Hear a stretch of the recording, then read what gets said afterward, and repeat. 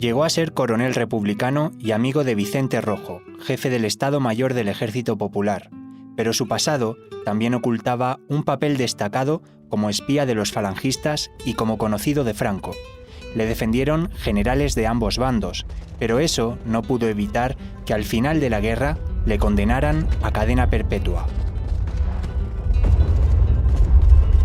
En 1936, la guerra civil sorprendió a Antonio Garijo en el lugar equivocado. Si hubiera podido elegir, este oficial del Ejército de la República habría combatido junto a los sublevados. Sin embargo, no le quedó más remedio que hacerlo en las filas del bando republicano, donde ocupaba puestos de gran responsabilidad. Garijo desempeñó un papel destacadísimo en los meses finales de la Guerra Civil. Se erigió como negociador principal entre los dos ejércitos para lograr la paz, pero a día de hoy ha caído prácticamente en el olvido. Hoy, en Estamos en la Historia, hablamos de Antonio Garijo, el militar que negoció el final de la Guerra Civil.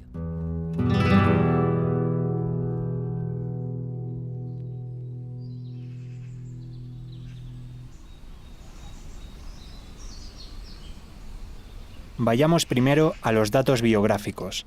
Año 1900. Antonio nació en Madrid, en el seno de una familia de Cabanillas, un pequeño pueblo de Soria de apenas 100 habitantes.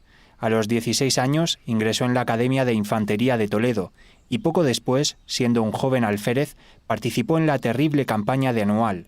Finalmente, entró a formar parte de la Legión a las órdenes del que años después, durante la dictadura de Franco, sería director de la Guardia Civil y ministro de Gobernación, el general Camilo Alonso Vega, el mismo que destacaría la valentía, disciplina, inteligencia y capacidad de trabajo de nuestro protagonista. La historia de Antonio, singular y rocambolesca, ha sido rescatada por el periodista Alberto Laguna, autor junto a Victoria de Diego del ensayo La guerra encubierta, operaciones secretas, espías y evadidos de la Guerra Civil Española. Su nombre apareció por primera vez cuando investigaba las negociaciones de paz de Gamonal entre nacionales y republicanos. Y es que tras conocer su papel e importancia en esas conversaciones, comprobé que pese a ello era un personaje completamente olvidado por la historia, ¿no? Casi ningún historiador se había fijado en él, posiblemente por el confuso papel que tuvo en la Guerra Civil. Durante los 3 años de conflicto navegó entre dos aguas.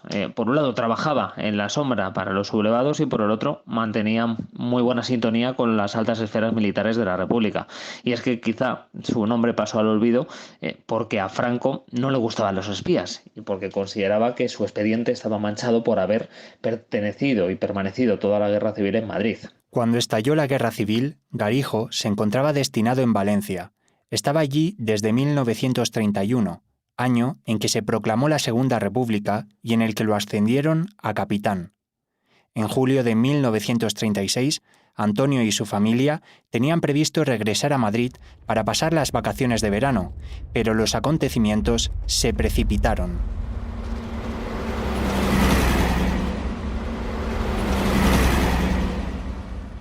El ejército de Franco acababa de sublevarse en el norte de África. La guerra había empezado. Desde el primer momento, Garijo simpatizó con las guarniciones valencianas que se levantaron en armas contra la República, aunque no participó activamente en el golpe de Estado. Pero, ¿a qué se debe esa contradicción de simpatizar con el franquismo y ser amigo de mandos republicanos? Garijo, creo yo que era un militar de la vieja escuela, podríamos decir. Ideológicamente, ten en cuenta que era monárquico y tenía profundas creencias religiosas. Tanto es así que en su casa de Madrid escondió a una religiosa durante toda la guerra. También protegió y consiguió sacar de zona republicana al secretario del obispo de Madrid. En el libro lo contamos, ¿no? Si él hubiera podido elegir, hubiera combatido sin duda con los sublevados. La sublevación en Valencia fracasó y Antonio sufrió algún encontronazo con sus jefes del ejército republicano. Fue entonces cuando ideó un plan para escapar al territorio controlado por los nacionales. El propósito era huir con su familia en un barco de pesca a Mallorca, pero no llegó ni a gestionar la compra del combustible. Antonio tuvo que permanecer en su puesto de Valencia, donde fue detenido bajo la acusación de simpatizar con los golpistas. y desde el minuto uno estuvo muy vigilado por las milicias republicanas. Y por otro lado, le debía lealtad a determinados jefes militares de la República que le salvaron la vida. Uno de ellos era Miaja y el otro era el general Sebastián Pozas, que en un momento dado le nombró ayudante de campo porque la CNT había ordenado detenerlo y algunos grupos planeaban su asesinato. El famoso general Miaja, uno de los principales líderes del ejército republicano, fue el primero que le salvó de ir a prisión y, a buen seguro, de ser asesinado. Garijo reconoció tras la guerra que le debía su vida al general Miaja. Pero este no era el único. Antonio tuvo más ángeles de la guarda entre los republicanos. Demostró ser un superviviente. En los diferentes destinos que tuvo durante el conflicto, a menudo se negó a acatar las órdenes de sus superiores. Intentó también refugiarse en una embajada para huir desde allí al extranjero. Pero, a pesar de todo esto, él solo recibió ascensos y destinos generosos. Su movimiento más peligroso fue contactar con la Quinta Columna y convertirse en espía de los franquistas. Dio aquel paso tras la batalla del Jarama, cuando se trasladó a la sección de información del Ejército del Centro en marzo de 1937. Allí permaneció durante más de un año como jefe segundo, dedicado a realizar tareas de propaganda, interrogar a prisioneros y realizar todo tipo de informes militares. José López Palazón, destacado miembro de la Quinta Columna, le confió a Garijo que trabajaba para Franco y le preguntó directamente si podía contar con él desde su puesto de responsabilidad. Garijo aceptó el ofrecimiento sin dudarlo, pero le advirtió de que debía trabajar con mucho cuidado. Sabía que se encontraba vigilado. Desde su puesto empezó a filtrar información a algunos grupos de la Quinta Columna, incluso permitía el acceso a su despacho del Palacio de Buenavista a determinados agentes con los que tenía buena sintonía y a los que permitía fotografiar todo tipo de documentos. Empezó a trabajar para el espionaje nacional por esas fechas, pero cuando se convierte realmente en espía al servicio de Franco es en junio de 1938. Por esas fechas le visitó un antiguo soldado suyo que había estado a sus órdenes en Valencia, que se llamaba Álvaro Giannini. Este soldado se había evadido a zona nacional y se había incorporado a los servicios secretos de los sublevados. Bueno, pues a él le mandaron de regreso a Madrid para contactar expresamente con Garijo y ofrecerle de una manera formal trabajar para los nacionales. Él obviamente no lo dudó y desde esas fechas hasta el final de la guerra estuvo trabajando para Franco. La situación personal de nuestro protagonista no era fácil.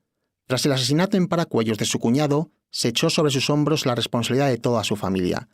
Logró evacuar de España a sus padres y a su hermana, que usaron pasaportes falsos para trasladarse a Francia. Nada le frenó, a pesar de que cada vez estaba más vigilado dentro del bando republicano.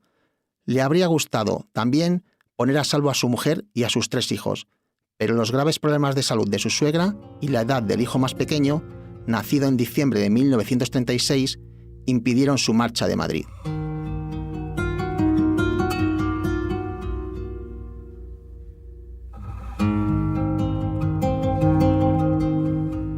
En enero de 1939, su labor como espía en favor de los nacionales se detuvo temporalmente porque el general Vicente Rojo lo envió a Córdoba, junto al famoso general Matallana. Allí iba a comandar un ataque importante contra el ejército franquista. La operación resultó un fracaso y Garijo regresó a Madrid, donde recuperó su actividad como agente secreto y comenzó a actuar con bastante descaro. Era consciente de que los republicanos estaban a punto de perder la guerra. Aunque Garijo era espía de los franquistas, no tuvo inconveniente en colaborar con el golpe del coronel Casado contra el gobierno de Negrín. Desde luego, Garijo, al igual que la inteligencia franquista, deseaba que el golpe de Casado fuera un éxito, porque aquello supondría dejar a Negrín fuera de juego y, por lo tanto, a los comunistas también fuera de combate, ¿no? Era una manera, por decirlo de alguna forma, de acelerar los acontecimientos y de propiciar el fin de la guerra civil. Garijo estuvo durante todo el golpe junto a Casado, Matallana y Miaja. Era un gran conocedor de la guerra urbana, sobre todo tras su paso por África, y puso en marcha todos sus conocimientos para derrotar a las fuerzas comunistas en Madrid. Está documentado que estuvo todo el rato en el Ministerio de Hacienda planificando las operaciones contra las tropas comunistas. Desde ese momento y hasta la entrada de las tropas franquistas en Madrid el 28 de marzo de 1939, la actividad de Garijo fue incesante. Su nombre aparecía a todas horas en los contactos secretos que el coronel Casado mantenía con los agentes de Franco para preparar la entrega de la capital de España. Casado pretendía ir él mismo al aeródromo de Gamonal, en Burgos, para mantener un encuentro con las autoridades franquistas y negociar la rendición. Franco, sin embargo, no autorizó su viaje porque prefería a interlocutores directos que hubieran simpatizado desde el principio con el movimiento. Así que, el 22 de marzo, Garijo fue llamado al Ministerio de Hacienda para asistir a una cita de vital importancia. Una vez allí, Casado le informó. Él había sido el elegido. Garijo escuchó con atención las explicaciones de su superior, que le pidió la máxima discreción y le entregó un documento que debía leer en su nombre durante la reunión en Gamonal. En él fijaba dos compromisos: que los republicanos tuvieran facilidades para expatriar a las personas que quisieran salir de España y que a cambio cumplirían un plan de entrega de las fuerzas gubernamentales por zonas y semanas. Fue un encuentro tenso, de poco más de 4 horas, con una parada incluso para comer. Garijo trató de llevar el peso de la charla, entregando a sus interlocutores franquistas un plan escalonado de rendición que Casado había elaborado, ¿no? Los coroneles le cortaron en seco y le dijeron que ellos no eran nadie para exigir absolutamente nada, porque la República tenía perdida la guerra.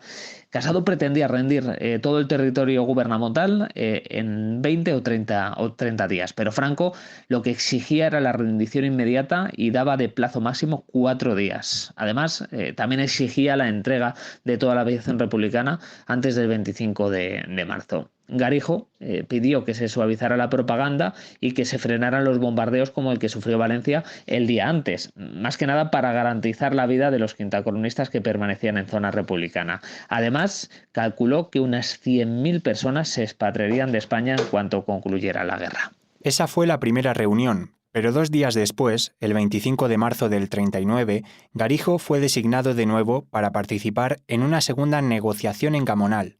Antes de despegar, mientras se dirigían a Barajas, el coche que transportaba a Garijo y a su equipo fue tiroteado cerca del aeropuerto. Este incidente nunca fue esclarecido, aunque una de las teorías asegura que los disparos fueron realizados por comunistas aislados que se oponían a las conversaciones. Por suerte, no hubo heridos.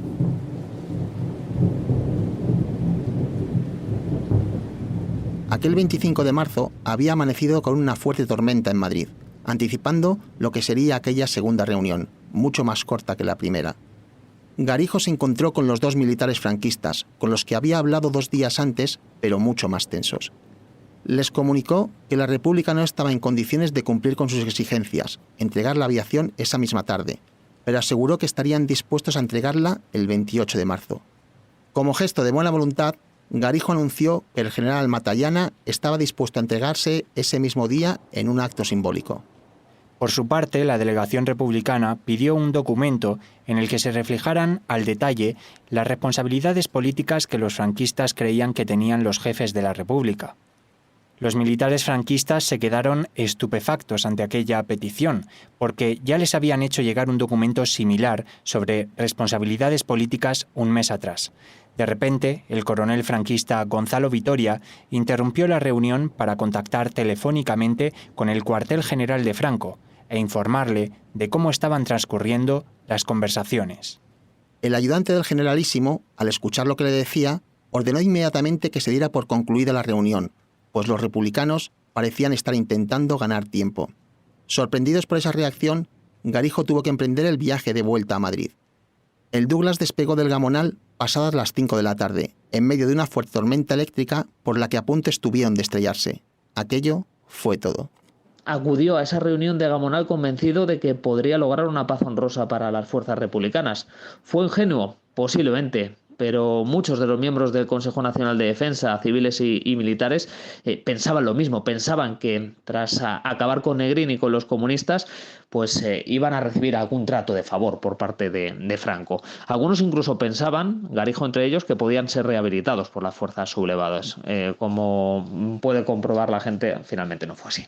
Esa misma noche, Garijo transmitió los pormenores de su encuentro a Casado y en ese momento, según explicó años después el mismo coronel, fue consciente de que todo estaba perdido.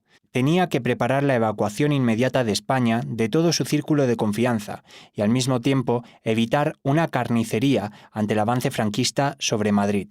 Miaja le ofreció un hueco en su avión, le agradeció el gesto, pero lo rechazó con educación. El 29 de marzo, un día después de la capitulación de Madrid, Antonio Garijo fue detenido junto a los últimos políticos y militares que se quedaron en el Ministerio de Hacienda y puesto a disposición de la justicia franquista. Nuestro protagonista pensó que su arresto sería un mero trámite y que las autoridades le dejarían en libertad muy pronto debido a su colaboración con los sublevados, pero no fue así. En la investigación que se abrió contra él, ni siquiera se tuvo en cuenta su trabajo como espía franquista, lo que sin duda le habría salvado. Fue un consejo de guerra tenso. El fiscal pidió la pena de muerte, aunque el tribunal le condenó a cadena perpetua. La sentencia supuso un batacazo enorme para Garijo, que no podía creerse lo que le estaba ocurriendo con todo lo que había hecho por los sublevados. A finales de junio de 1939, sin embargo, los acontecimientos dieron un vuelco. La justicia militar franquista anunció que habían llegado nuevos testimonios a favor de Garijo que obligaban a repetir el juicio. Estuvo encerrado en la prisión del Paseo del Cisne de Madrid hasta su celebración, más de un año después. El segundo juicio se celebró el 2 de julio de 1940 ante una gran expectación en los círculos militares de Madrid. Tras la lectura de los cargos y después de estudiar todas las declaraciones de los testigos, el fiscal fue mucho más benévolo y tan solo pidió 5 años de reclusión menor para Garijo. El tribunal decidió condenarlo a 6, pero nunca llegó a cumplirlos. El indulto de Franco le llegó 3 días después, junto al del resto de oficiales republicanos con buenos antecedentes. Tras recobrar su libertad, Garijo ya no volvería a ponerse el uniforme del ejército. Fue retirado del servicio activo y se trasladó a vivir con su mujer y sus hijos al pueblo de su esposa, en Toledo. Allí se dedicó a la agricultura y a los negocios de la familia. Hasta su muerte, en 1984, permaneció en contacto con el general republicano Vicente Rojo, al que recibió en el aeropuerto de Barajas cuando pudo regresar a España en 1957. Durante muchos años, ambos, de ideas políticas enfrentadas, se reunieron con frecuencia en Madrid para recordar los horrores de la guerra.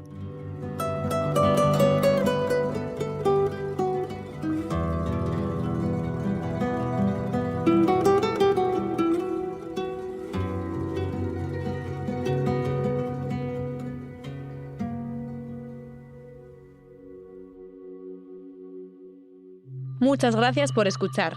Estamos en la Historia es un programa realizado por Manuel Pérez Villatoro e Israel Viana. Todos sus episodios están disponibles en la web del periódico abc.es y en las plataformas de audio.